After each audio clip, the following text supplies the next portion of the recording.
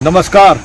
अंतःपुर के कानाफूसी में आप सबों का स्वागत है। देखिए, 2-3 दिनों से हम कानाफूसी को लेकर खबरें नहीं बना पा रहे। स्वाभाविक तौर पर अभी भी रास्ते में ही हैं, देर रात तक पटना पहुंचेंगे। हर बार चुनाव के दौरान यही स्थिति उत्पन्न हो जाती है, इसलिए कानाफूसी नहीं कर पा रहे हैं। लेकिन आज पूरे दिन कम से कम 20 से 25 ऐसे लोग मिले हमसे नालंदा में जो कानाफूसी की वजह से ही हमें पहचानते थे। हमारी पहचान ही कानाफूसी से थी और कह रहे थे कि हम बड़ी इंतजार करते हैं रात 11 बजे के बाद कि आपका कानाफूसी आएगा और हम जानना चाहेंगे कि अंतःपुर में क्या चल रहा है। फिलहाल अंतःपुर मधेपुरा शिफ्ट कर गए।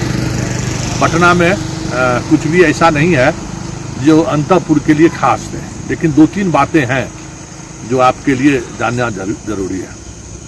अंतःपुर के नायक या अंतःपुर के बादशाह को लेकर एक खबरें काफी तेजी से चल रही है कि मोदी का रोड शो आज था और सम्राट पटना से बाहर। क्या बात है? कुछ बात है क्या? कुछ गिले शिकवे बढ़ रहे हैं क्या? तो ये तब तय मानिए कि सब कुछ ऑल इज नॉट वेल है। बीजेपी अपनी जिद पर अड़ी हुई है, खास करके मोदी और शाह, कि हम बिहार की जनता से कुछ भी ऐसा कमिटमेंट न कर लें जो आने वाले समय में उनके लिए परेशानी का सबब बन जाए। तो हम बार बार कहते हैं कि हस्तिनापुर की वो हैसियत नहीं है जो अंतःपुर को अंगूठा दिखा सके। बिहार का मिजाज अलग है, बिहार की सियासत का मिजाज अलग है। बिहार को साधना 2015 में भी वो चाह रहे थे, लेकिन नहीं हो सका। मतलब बिहार ही एक ऐसा राज्य है जो उनके गिरफ्त में अभी तक नहीं आया। हाँ, इस बार थोड़ी अंतःपुर के बादशाह की बादशाहत थोड़ी कमजोर क्या हुई, उसका लाभ जरूर ये लोग उठाए, लेकिन बीच बीच में चीजें बदलती रही। लेकिन एक बात जो सबसे बड़ी बात जो अंतःपुर का है कि मंथन बार बार चल रहा है। नीतीश के बगैर, मतलब बादशाह के बगैर हस्तिनापुर आखिर चाहता क्या है? बिहार उस कमिटमेंट से बचना क्यों चाहता है? क्योंकि आज हम नालंदा में भी महिलाओं से, जिन महिलाओं से भी हमारी बात हुई, वो महिलाएं यही कहती थी कि मुंह नोच लवे, नीतीश के मुंह मुख्यमंत्री नहीं बनाया, चेहरा नोच लेंगे, कोई सोच नहीं सकता है। नीतीश है तो मुमकिन है, महिलाएं नीतीश के साथ खड़ी है।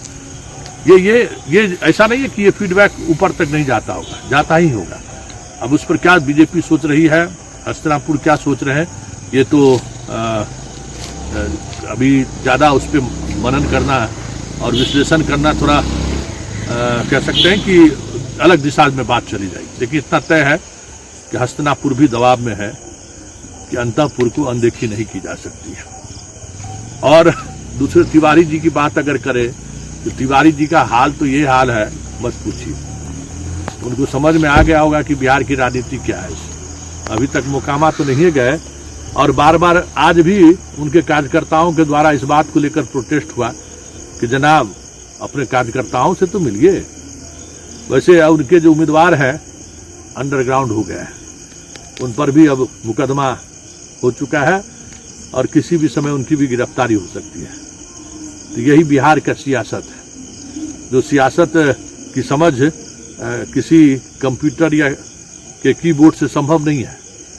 जमीन पर जब आप उतरेंगे तो बहुत सारी ऐसे कॉम्प्लेक्स हैं, इस तरीके का कंट्राडिक्शन है जिसको साधना ही पॉलिटिक्स कहा जाता है।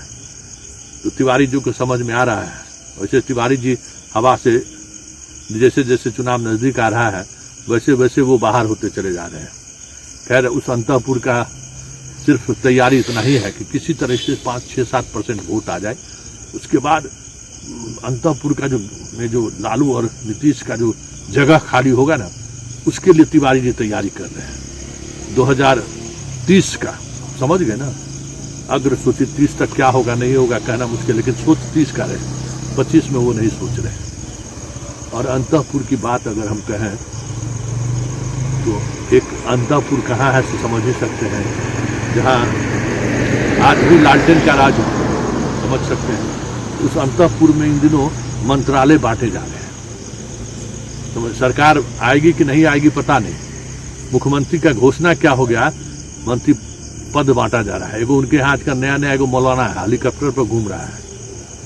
उस मौलाना को भरम हो गया कि हमको डिप्टी सीएम बनाया जाएगा। और टिकट वितरण में उस मौलाना ने जितना बड़ा कलाकारी किया है, खाली एक बार जाके अंदर घुस के बाहर आके कितना उम्मीदवारों को चुनाव लगा दिया, संभावित प्रत्याशियों को कहना मुश्किल है। समझ गए ना, इस तरीके से चुना लगाया, अपना माइल प्रैक्टिस बढ़िया कर लिया है।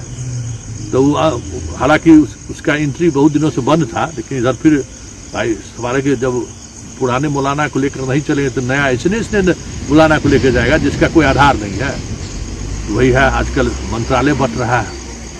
अब देखबे किए आज किसान ऑफ मल्लाह कौन है, देखे ना बेगूसराय में अपने से पदवी ले लेने से थोड़ी हो जाता है, तैरने भी नहीं आता। तो देख लिए ना, हस्तिनापुर का युवराज जो है तैरने लगा, मछली पकड़ने का कह सकते हैं कि कैसे पकड़ा जा सकता है वो सीखने की कोशिश वो कर रहा है। लेकिन इन जनाब को जो है तैरने भी नहीं आ रहा। चलिए फिलहाल कानाफूसी में इतना ही, कल फिर हमारी आपकी मुलाकात होगी। फिलहाल इजाजत दीजिए, नमस्कार।